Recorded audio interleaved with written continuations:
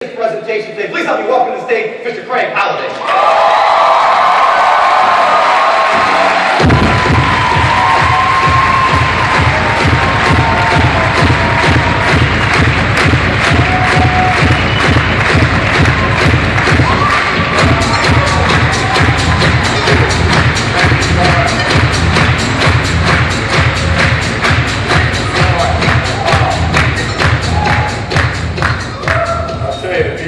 After Kevin Harris from Shark Tank.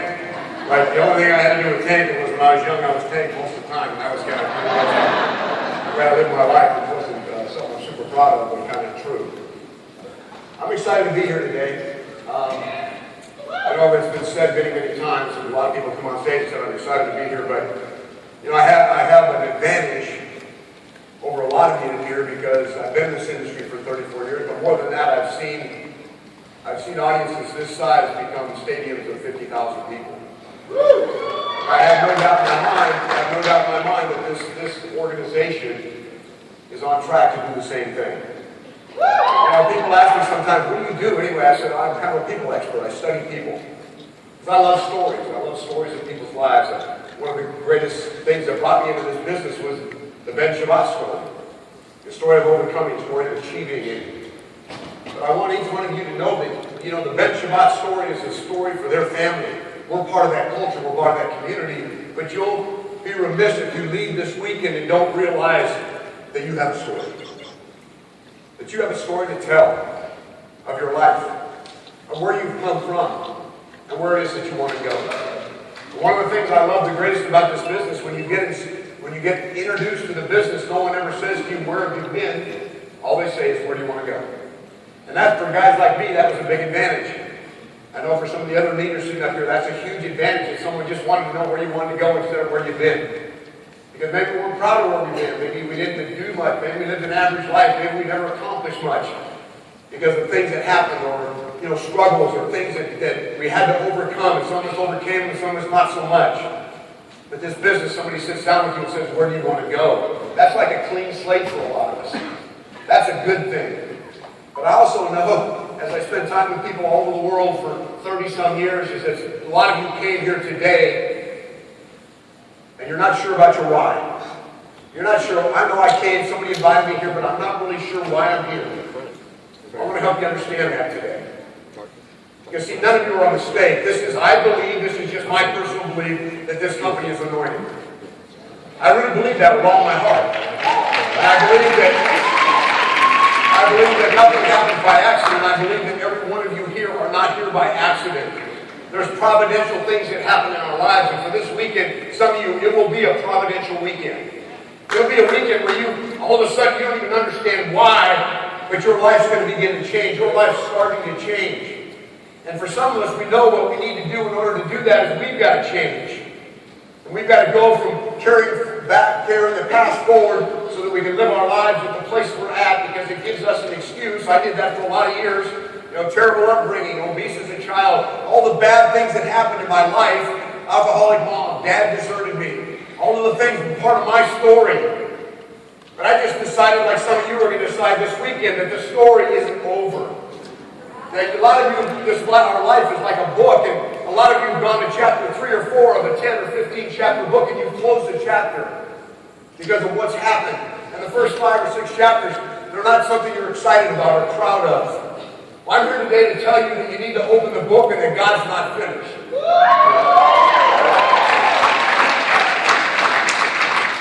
That He's far from finished with your life. I was blessed recently to be over at Josh, Danny, and Cindy's house. And it was late one night. I sat on the couch with Josh. And I said, Josh, tell me your story. I didn't really know the story about his life. I knew he struggled as a kid, didn't finish high school. But I had no idea that he went through what he went through. The struggles of his life, the things that happened to him.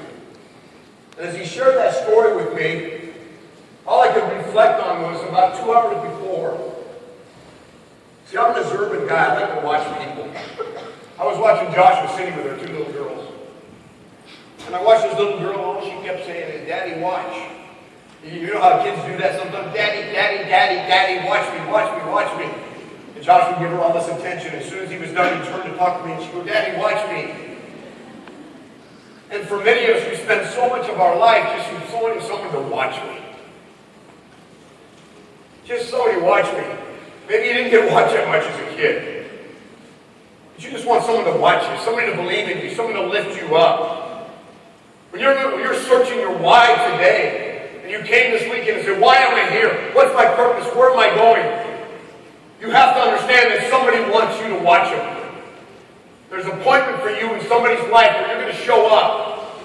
Because it's not about you. It's about them. And when you start to understand that in the community that we're a part of in this organization, that's the foundation. That's the driving force. It's not about us. It's about them.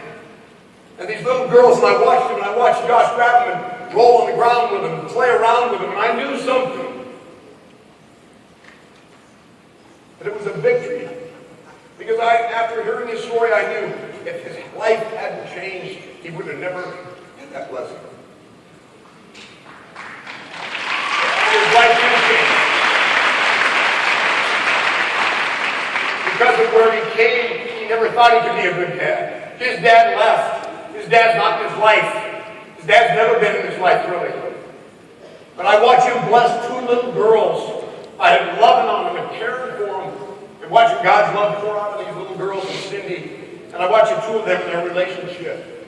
And I know without him changing, without making a decision to do something different with his life, that huge blessing he's experienced that he never would have had.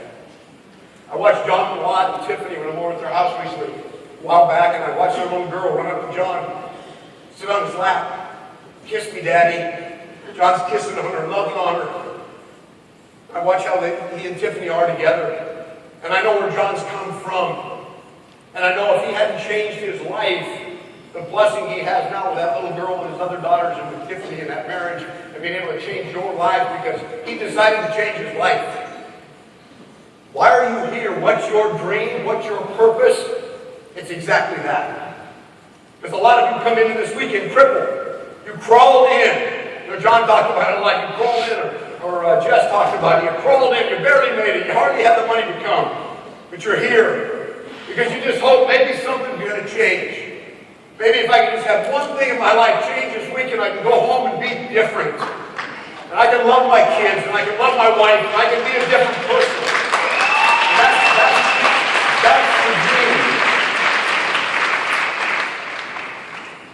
Because your story's not over. Your story hasn't been written, it's over. We can walk through any graveyard in the world and we look on a headstone and we see two dates. We see a birth date and a death date. And if we don't take our lives and we die a natural death, we control neither date.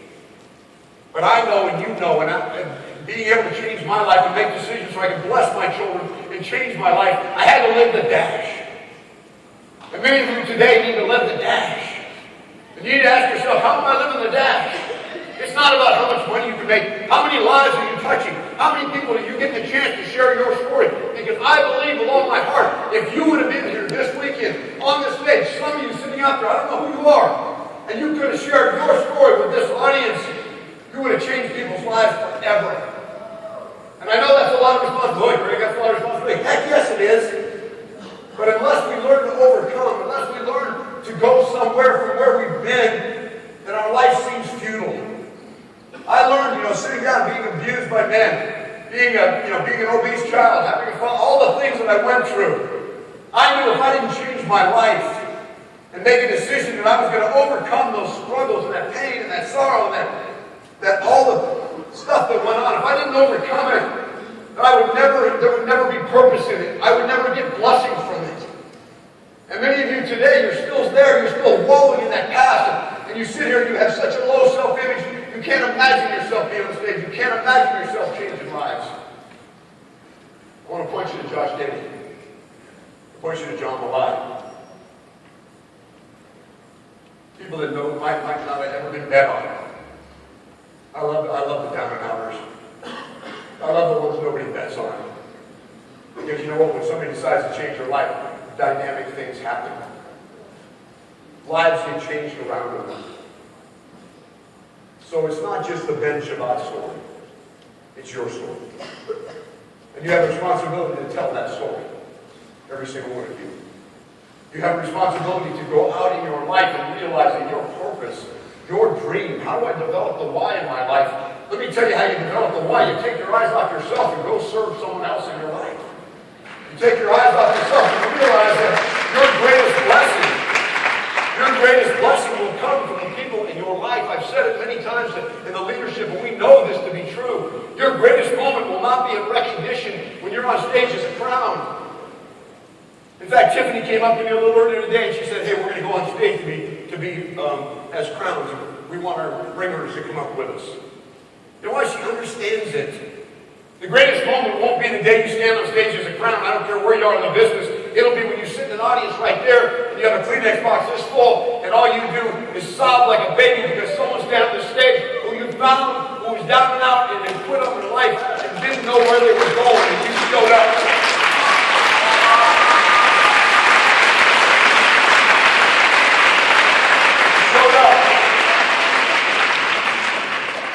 Ask me all the time, how do you build a big business? I go, you show up. You just show up every day in someone's life. I could go story after story after story. I've seen thousands of people, and letters, and people whose lives you have a chance to influence. So when you come to this weekend and you're wondering about your why, I realize that when the why and the purpose of life intersect, you're invincible. When your why and purpose in life intersect, you're invincible. Because you weren't born, you didn't just show up one day. Your mother gave birth to you, and that just all happened to happen. The Word of God that I read says that they knew the hair on your head before the day you were born. Knew your name. That's you. Knew that you were given all the talent and the ability, and you were loved unconditionally. And you have all the gifts you needed to do great things with your life. God doesn't make mistakes. God never makes mistakes. I used to think He did. We don't get to pick our parents, do we? I used to think He made mistakes, and then I realized He never does. Because He promises me that all things are going to work for good. With the Messiah.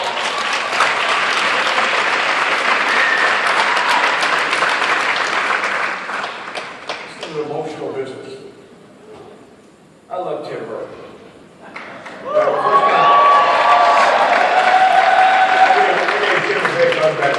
first few times I saw Tim speak, he went on stage and he put on a talk, and it was amazing, and he had that weird laugh. I love him. And he put on the stage, and he was just boom, boom, boom, boom, and he walked off. And I remember saying to him, this was maybe 6-8 months ago, I said, Tim, show us your heart. Show us your heart, man. We know you're driven, we know who you are, but show us your heart, man. You know what I saw with Tim Burton today? He showed us his heart. And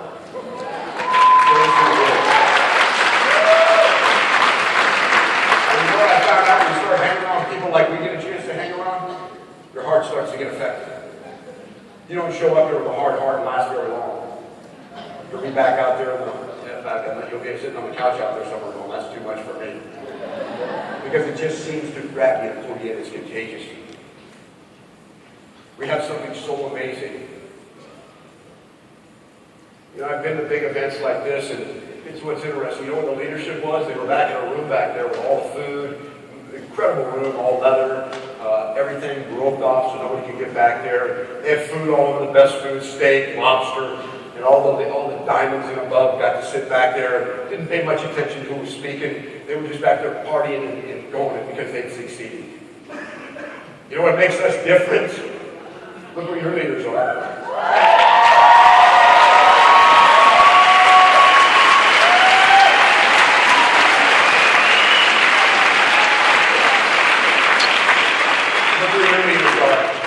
They're not back there feasting on some big feast because they want to be here with you. They're watching each other speak. They're building into this community.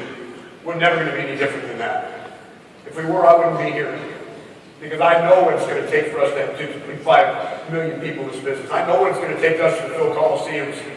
And it's going to take a unity of spirit and a unity of leadership that no one will penetrate, no one will mess with.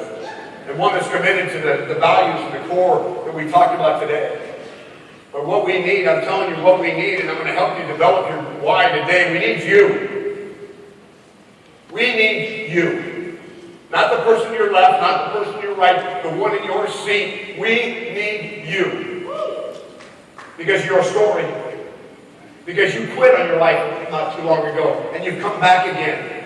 Because you've been through struggle. Because you've overcome. You know, some of you survived terrible things in your lives. And you know what? We're all just a story. God's just a story that just continues till the day they put the lid down and it's over with. And you go to glory. But until then, it's our story.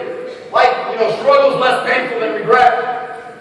And some of us need to just realize that, you know what? It's nothing. I mean, I love when Moses and Joshua, you know, they walked for 40 years and they came to the promised land, the Sea of Jordan, River Jordan. And Moses died, and God says, take the land, milk and honey, it's going to be unbelievable, it's beautiful, go take it. And Joshua sends 2 men out to go check it out. Don't we do that? We're going to check it out to see how much fear we really have. And God says, take the land, I'm giving it to you. Milk and honey, it's going to be unbelievable, go take it. And they come back scared to death, we're never going to make it, we're never going to live. We're not going to make it. And did God say, oh, don't worry about it, I'll just, no, you know what he said? Here's what he said, go fight. Go fight. Some of us are sitting so close to the river, the Jordan, the other side. God saying, come on. This organization, God saying, we want to bless you. We want to give you nothing. We want to give you guys a culture that will change lives around the world. And you know what he says? Let's go fight. Let's fight. It's not going to be easy. It's not going to be simple. We're going to be butting heads. But if we keep our eyes on him, we know what the most important thing is for all of us. And that is that we realize everything we have, we've been blessed with. You deserve nothing, Modi said it. We don't deserve anything. But God says, you go and you sow and you reap. Watch me harvest your life. That's what each one of us has. I like to study guys like John and Josh. I like to watch them because, see, they're overcomers. They decided to change their life, and God's blessing them for it. Now they can bless their children. They can pass on a blessing to their children they never would have passed on before because too much pain, too much sorrow, too much hurt. And now they're able to pass that on to the lives of those around them. I love guys like Josh Wow. When I met Josh, you know, Josh, he reminds me of the Apostle Paul. He's just kind of crazy, radical, out of his mind dude. Right? You know, and I watch him and I study the guy. He's got a fervor for life. He's got a desire for greatness. He's also got a desire for wisdom, and he wants to learn, and he wants to grow, and he wants to change. It was so easy for him. It would have been easy for him a few months back to walk away from a marriage, but he didn't do it. He didn't do it.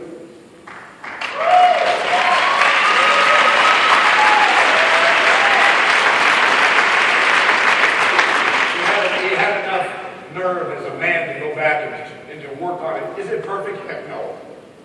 I want to just let you all know marriages are never perfect. You all know that. You know, but he went back and he decided why? Because he wants to be a man that does the right thing. Now look at his beautiful wife, Heather. And the love she has for her. You guys, what we got here is something that's pretty amazing. No, in fact, it's beyond amazing.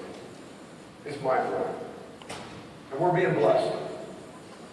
If you're here today and you've come in this weekend and you're just so scared because you just don't know, because you're carrying so much crap from your past, I'm here today to tell you need to forgive yourself and forgive some people around you and forgive some people in your life.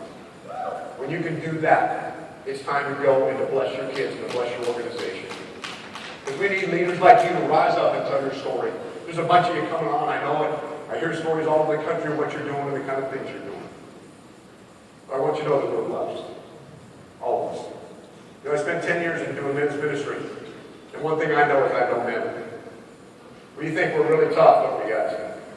Right? We think we can go out and take on the world, but I'll tell you, if you don't have a band of brothers at your back, if you don't have a band of men that speak truth into your life, and a group of men that care enough about you to tell you where you're at and where you're going, and where you need to be going, then you're living an island, and you live in an island. Men are very scary when they live in islands. It's very scary. Wolves love lone sheep. If you're here today as a man, can you turn up the lights? I want all the men in here to stand up for me. Can you turn on the lights for me?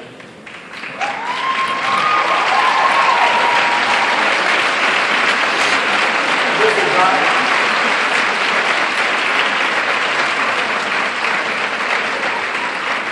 is not going to be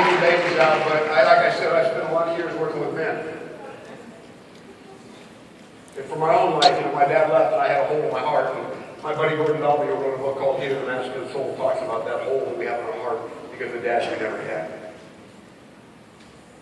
And as I wrap today, I just want to give a blessing to you men.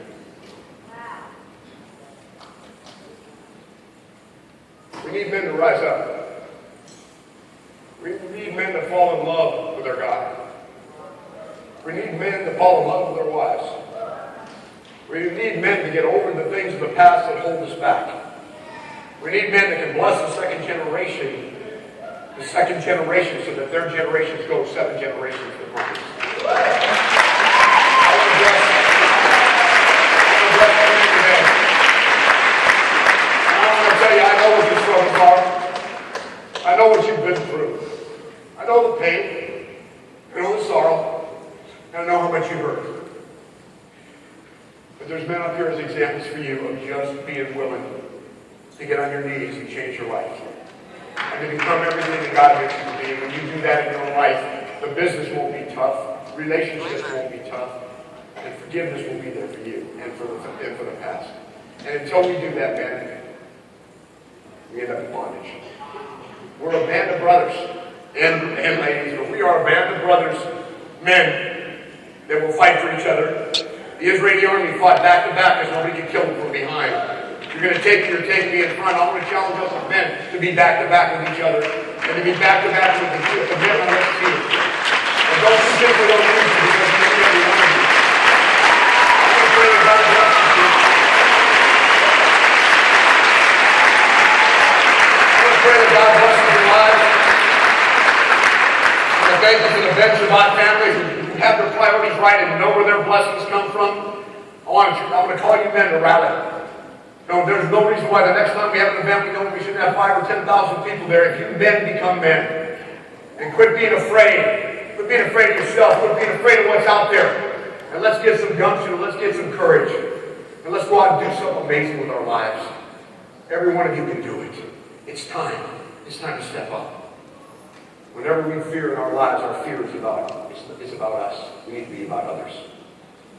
My favorite verse in the Bible, I'm going to read to you, is from Psalms, and this is for you men.